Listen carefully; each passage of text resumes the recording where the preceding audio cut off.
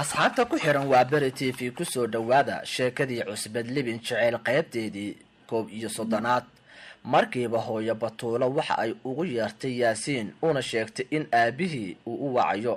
iyada oo wiilkeeda ku tiri si wanaagsan ula hadal aabbaha maxaa yeelay dhowr jeer oo hore ayay isugu dhaceen in maqaayada kala shaqeeya hadalkii uu meelaha seegseegi lahaa yaasiin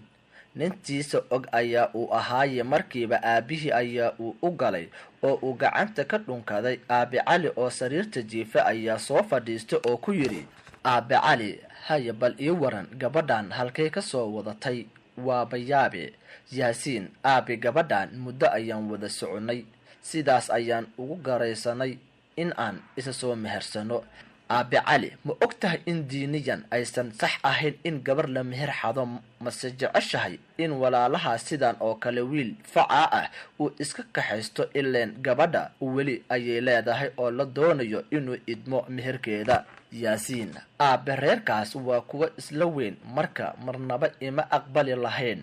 aabe cali reer gabar dhalay islama weyna marka ay timaado in gabadhooda looga soo gogol fadhiisto si kastaba wax sax ah ma aadan samaynin bal ii sheeg yaa dhalay gabadha waa ina ayo yayse u dhalatay ileen dalkan qabiil ayaa la isku raadin karaa bal ii sheeg yaasiin aabe ma aqaano balse in aabaheed warsamo la yiraahdo ayaan ogahay oo uu ganacsada yahay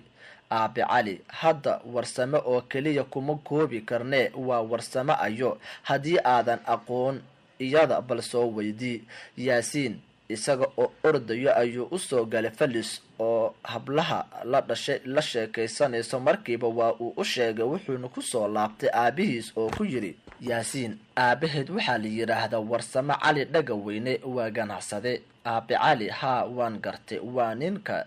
iska leh shirkada weyn ee dhagaweyne general trading company si fiican ayaan u aqaan hooyo batuulo ma garatay xaaji aabe cali haa waan fahmay berrina xafiiskiisa ayaan ugu tegaynaa si aan ballan ugu soo qaadano hooyo maryan soo maaha in aad u dadbadsato aabe cali dhib ma lahan adeer axmed ayaan sii kaxaysanayaa kolley waa nin gabar laga soo xaday waa uu xanaaqsan yahay aniga waxaan ku adkaynayaa in ugu yaraan uu meherka aqbalo si uu u ansaxo ama uu hadda noogu meheriyo hooyo batuulo waa sidaas xaaji ilaahay abshirta ha idin waafajiyo ubadka ugu soo ducaqaad aabe cali aaway gabadha iikeen aan bartee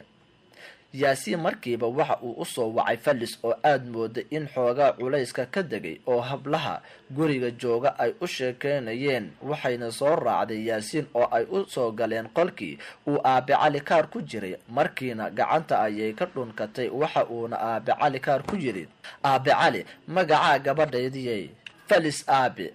cali maasha allah insha allah aabbaha ayaan beri wajahaynaa ilaahay wax wanaagsan ha nagala kulansiiyo waxa ugu weyn ee aan ka horrabnaa waa in uu meherkiina fasaxo oo aan ogolaansho u helno ileen aabe gabar ma mehersanto weli la-aan ma fahamtay ilaa aan intaa ka soo dhammaynayo adiga iyo yaasiin 2 qol ayaad kala seexanaysaan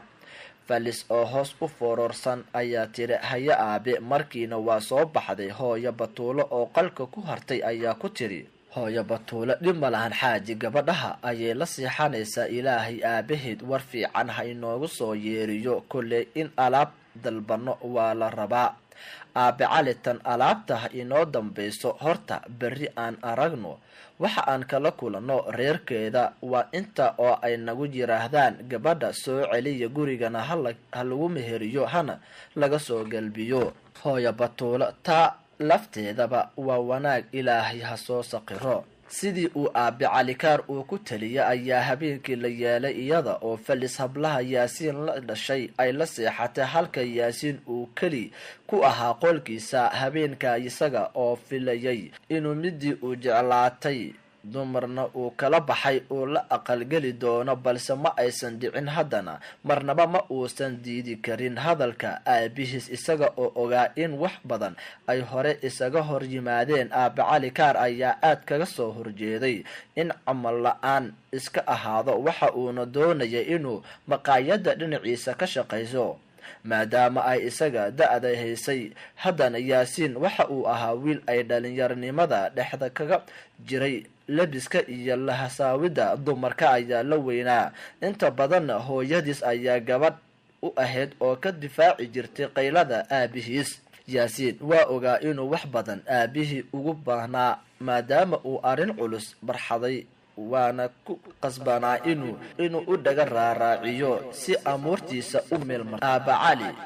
subaxii waxa uu walaalkii axmed u sheegay in xilliga barqada ay wajihi doonaan warsamo dhagaweyne ugana tagaan xafiiskiisa oo ku yaala bakaaraha. sidii ayaa la isla meel dhigay. aabe cali kaar dhammaan shaqadii uu barqadii ka qaban jiray maqaayada ayuu dhalinyaradii kala soo ballamay. sidiina isaga iyo walaalkii axmed yare u ruqaansadeen halkii uu ku yaalay xafiiskii uu ku tabayay ninka saaka uu baadidoonka ugu jiro. asxaabta ku xiran waa Beri TV